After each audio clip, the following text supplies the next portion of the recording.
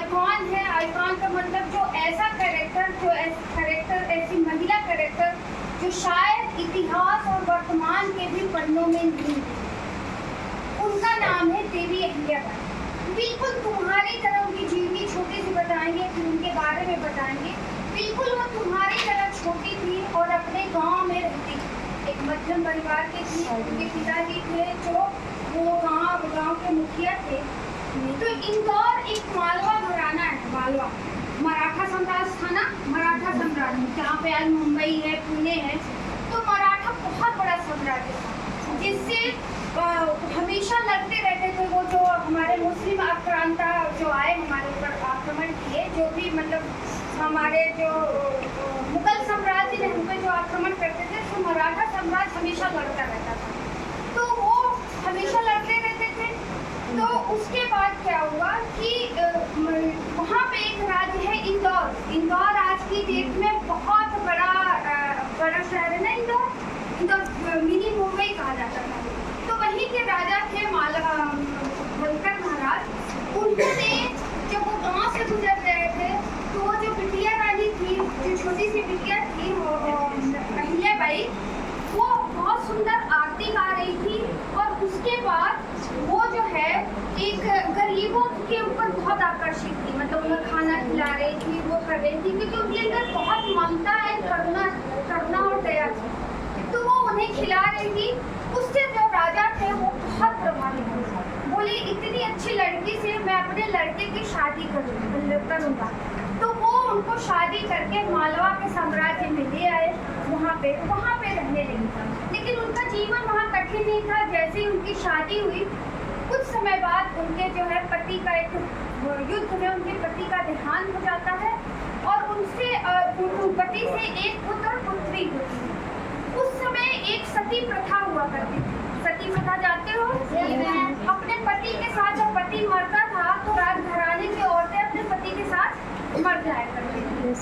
तो वो क्या हुआ, लेकिन जैसे ही मरने को वो हुई, तो वहाँ के जो राजा थे, जो उनके ससुर थे, सास ससुर बहुत अच्छे थे और 9 साल की उम्र में शादी होके आई थी। उनसे भी छोटी हुई होगी।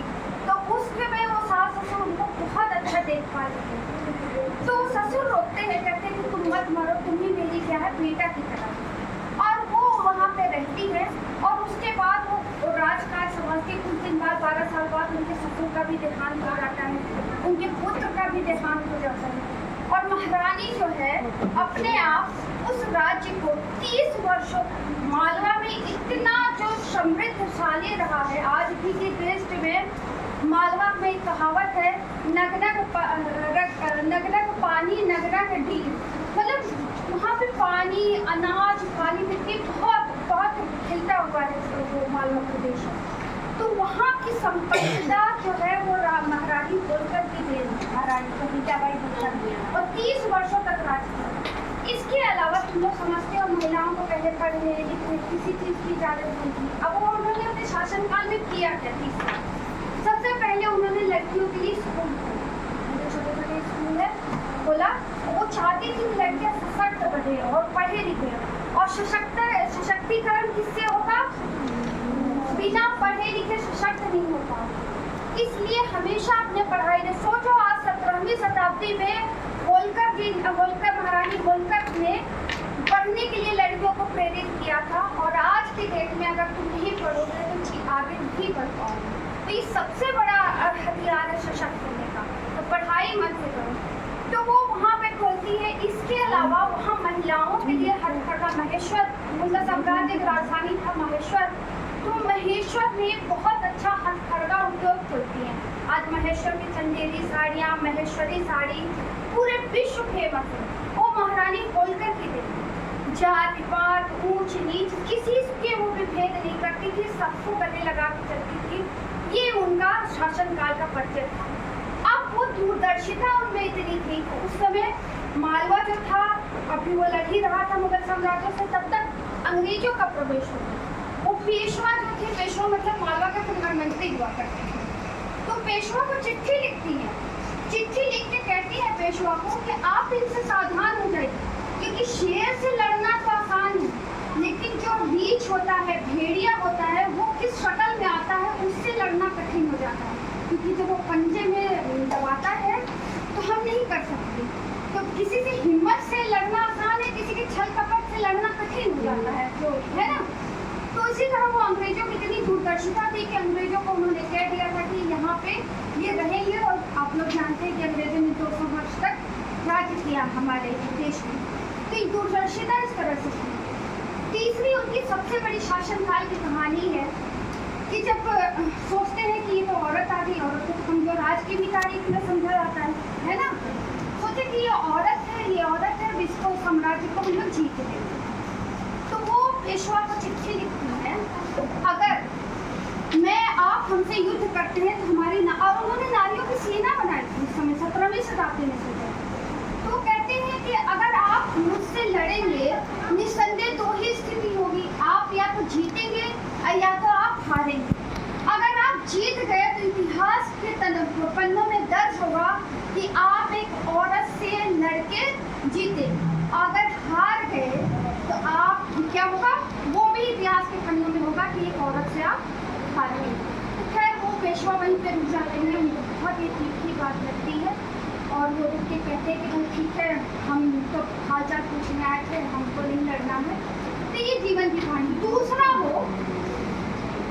दूसरा उनकी कहानी एक बड़ी फेमस है। इतना ज़्यादा न्यायप्रीत था उनके अंदर कि अपने पुत्र को भी नहीं छोड़ते। उनका पुत्र जो है बग्गी से जा रहा था और एक गाय का जो बछड़ा होता है उसको मार दिया। ठीक, तो गाय के बछड़े को मार दिया, उनकी गाड़ी से मर गया वो। तो उन्हें बहुत दुख हुआ और उन्होंने कहा, और गाय जो है वो रोती हुई, जैसे नहीं रोती है गाय माता, रोती हमेशा मतलब अपने बछड़े के लिए कितना ध्यान रखती है, तो रोती हुई जैसे महारानी के पास आई हो। उन्होंने उसी दिन आज्ञा दिया कि जिस तरह से इसने मारा है इसको भी हम बंधवा के डलवा देंगे और होगा गाड़ी चल जाएगा।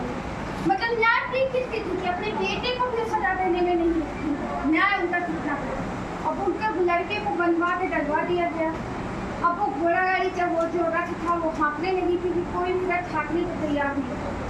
तो वो जो गाय थी वो आ गई सामने और बार बार आ रही थी, बोली मत मारिए इसको, मत मारिए, मत कुचलिए। तो इस तरह से जो मंत्री था उनका वो कहा कि देखिए ये भी नहीं चाह रही थी कोई माता के सामने किसी पुत्र का दिखाना। तो न्यायप्रियता उनकी इतनी थी कि अपने पुत्र को भी वो नहीं बख्श रही। इतनी कहानी। तीसरी उनके जीवन में देखो दुख ही दुख था। पति नहीं, ससुर नहीं, पुत्र नहीं, कुछ समय बाद पुत्री भी नहीं रही, लेकिन वो हमेशा एक बात कहा करते थे कि भगवान से हमेशा जुड़े रहो। आप चाहे किसी भी धर्म के हो, लेकिन अपने प्रभु को जरूर याद करते रहो, अपना रिश्ता उनसे जरूर जुड़े रहो। उनकी जो राज्य में आज्ञा निकला करती थी उस पर लिखा रहता था श्री शंकर, मतलब शंकर के अन्य भक्ति थी। मैं तो महेश्वर रही हूँ, इंदौर में रही हूँ, वहाँ उनको देवी की तरह मानते थे। और नर्मदा नदी में रोज तुम देखोगे शिवलिंग पूरा बहा करता है, मतलब पूरे उसके पत्थर शिवलिंग जैसे होते हैं। तो 108 रोज वो शिवलिंग आते थे, उनका वो रुद्राभिषेक करती थी, डेली का उनका क्रम था। और जो भी राजाज्ञा निकाला करती थी उसमें लिखा करती थी, ठप्पा क्या लगा रहता था, श्री शंकर। इस तरह से अनन्य रूप थी। और ये समझिए उन्हें क्यूनाप टेम्पल कहा जाता है ना, क्यूनाप टेम्पल कहा जाता है। वो इसलिए कहा जाता है कि जितने भी मुगल आक्रांताओं द्वारा हमारे जो भारतीय संस्कृति के जो एकदम गूढ़ मंदिर थे, मतलब जो बहुत ही ज़्यादा जिन पे आस्था थी सनातनियों को, उसको तोड़ा गया। तो उसको सारे जितने भी ज्योतिर्लिंग हैं, हमने पहले कहा कि शंकर की वो बहुत ज़्यादा भक्त थी, तो शंकर के जितने भी ज्योतिर्लिंग हैं, चाहे भीमा शंकर चले जाओ, चाहे त्र्यंबकेश्वर चले जाओ, चाहे काशी विश्वनाथ चले जाओ और चाहे सोमनाथ चले जाओ, सब जगह देवी अहिल्याबाई ने अपने उस समय 17,000 करोड़ कितना उन्हें मिला था, सारे उसके उन्होंने खर्च किए। वहीं पास में धर्मशालाएं बनाई और लोगों को रहने की व्यवस्था। तो ये थी रानी अहिल्याबाई जिनकी दूरदर्शिता थी। और उस समय जब मंदिर को सोच के सारे राजा, कितने राजा थे बैठे रहते थे, मालों में बहुत समृद्ध राजा थे, लेकिन देवी अहिल्याबाई क्योंकि उन्हें भगवान से इतना लगाव था, जनता के लिए धर्मशालाएं बना रही थी, इतना लगाव था, तो उन्होंने वो सारे निर्माण करवाए और वर्तमान सरकार जो काशी विश्वनाथ बना है कॉरिडोर, वहाँ पे देवी अहिल्याबाई का जाके उन्हें एक मूर्ति लगी है और उन्हें एक सम्मान सा दिया है। पर इतिहास में ऐसे चरित्र जो है देवी अहिल्याबाई जैसे बहुत कम मिलते हैं। और तुम अभी पढ़ रहे हो, इनको देखो, इनकी जीवनी को देखो, इनको समझो। अपनी ताकत और अपनी ऊर्जा के बल पे इन्होंने आज पूरे विश्व में अगर तुम देखोगे तो सबसे सफल महिला शासिका जो है वो देवी अहिल्याबाई। देवी इसलिए कहा जाता है उन्हें क्योंकि इंदौर की जनता अगर आज भी देखने जाओगे वहाँ देवी अहिल्याबाई विश्वविद्यालय है, देवी की तरह मानते हैं। और मैंने आज तक इतिहास के पन्नों में ऐसा कोई राजा नहीं देखा जिसे देवता और देवी की तरह माना जाता है। तो देवी अहिल्याबाई के कर्म से जो अपनी जनता के साथ रहते थे, इस तरह से संघर्षशील बनो, मेहनत करो और देवी अहिल्याबाई के जो कैरेक्टर